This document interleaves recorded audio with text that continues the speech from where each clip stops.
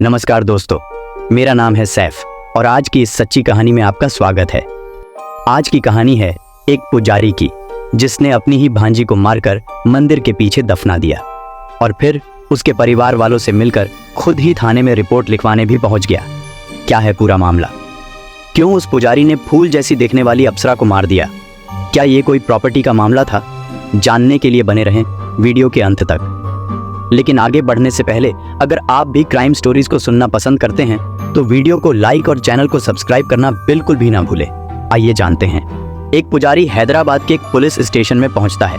वो एक महिला की गुमशुदगी की शिकायत थाने में देता है।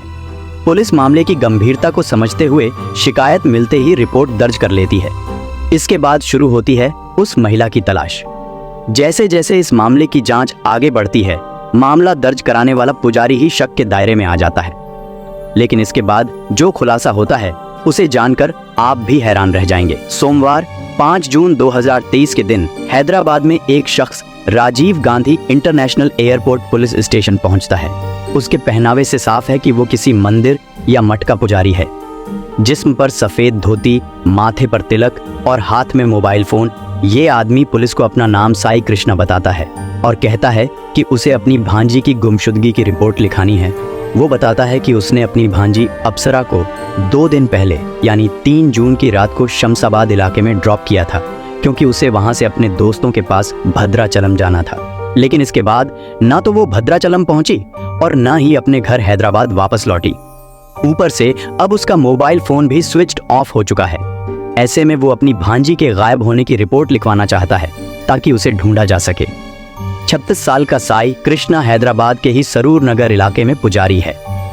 अब चूंकि खुद साई कृष्णा ही वो शख्स है जिसने अपनी भांजी को गायब होने से पहले आखिरी बार देखा था, तो पुलिस सबसे पहले साई कृष्णा से ही अप्सरा की गुमशुदगी के मामले की जांच करने का फैसला करती है और उससे पूछताछ शुरू की जाती है। साई कृष्णा पुलिस को बताता है कि उसने 3 जून की रात को ही अप्सरा को उसके घर से पिक किया था और दोनों ड्राइव पर निकले थे।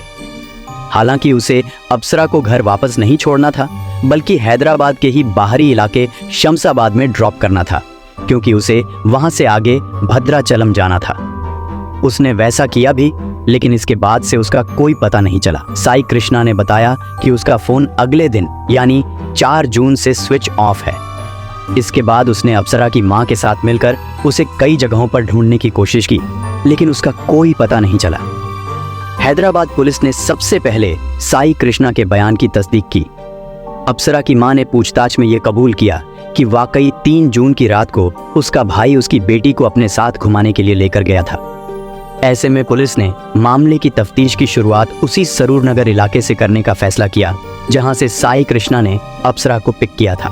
पुलिस ने सरूर नगर से शमशाबाद तक के 21 किलोमीटर के पूरे रास्ते में लगे तमाम सीसीटीवी कैमरों की स्कैनिंग करने की शुरुआत की, ताकि ये पता चल सके कि आखिर अप्सरा कहां से कब और कैसे गायब हो गई।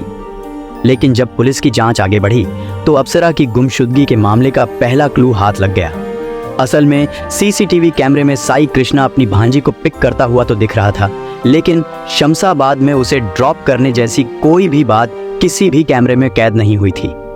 ऐसे में पुलिस ने जब दोबारा साई कृष्णा से अप्सरा को लेकर पूछताछ की तो वो बयान बदलने लगा। अब खुद मामले की शिकायत करने वाले साई कृष्णा के ऊपर ही पुलिस का शक गहरा होने लगा और पुलिस ने उससे सख्ती से पूछताछ की, जिसके सामने वो टूट गया। उसने कबूल किया कि उसकी भांजी कुरुगांती अप्सरा अब इस दुनिया में नहीं है और उसका कत्ल किसी और ने नहीं बल्कि उसी ने किया है। इसके बाद साई कृष्णा ने कत्ल के मोटिव और कत्ल को अंजाम देने से लेकर लाश को ठिकाने लगाने की जो कहानी बताई, उसे सुनकर खुद पुलिस वालों के भी रोंगटे खड़े हो गए। असल में साई कृष्णा शादीशुदा होने और खुद 2 बच्चों का पिता होने के बावजूद अपनी ही भांजी के साथ रिलेशन में था और अब भांजी अप्सरा उसे इस रिश्ते को नाम देने की मांग करने लगी थी। यानी अप्सरा चाहती थी कि साई कृष्णा अपनी पत्नी और बच्चों को छोड़कर उससे शादी कर ले, लेकिन साई कृष्णा के लिए ऐसा करना मुमकिन नहीं था। ऐसे में शादी के मसले पर ही दोनों में अक्सर लड़ाई होती थी और तब रोज की झिकझिक से निजात पाने के लिए उसने अपनी भांजी की हत्या करने का फैसला कर लिया। सबसे पहले उसने हत्या कैसे करें यह जानने के लिए गूगल पर सर्च भी किया था। इस साजिश के मुताबिक पहले तो उसने भांजी को 3 जून की रात को घुमाने ले जाने के बहाने पिक किया और फिर शमशाबाद में ही एक सुनसान जगह पर ले जाकर उसे आखिरी बार समझाने की कोशिश की।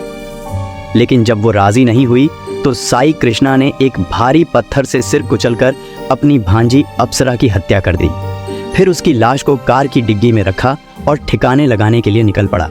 मौका देखकर उसने अपने मंदिर के पीछे मौजूद मंडल रेवेन्यू अफसर के दफ्तर के पास एक मैनहोल में पहले अप्सरा की लाश डाल दी और फिर सबूत मिटाने के लिए ऊपर 2 ट्रक मिट्टी भी डलवा दिया।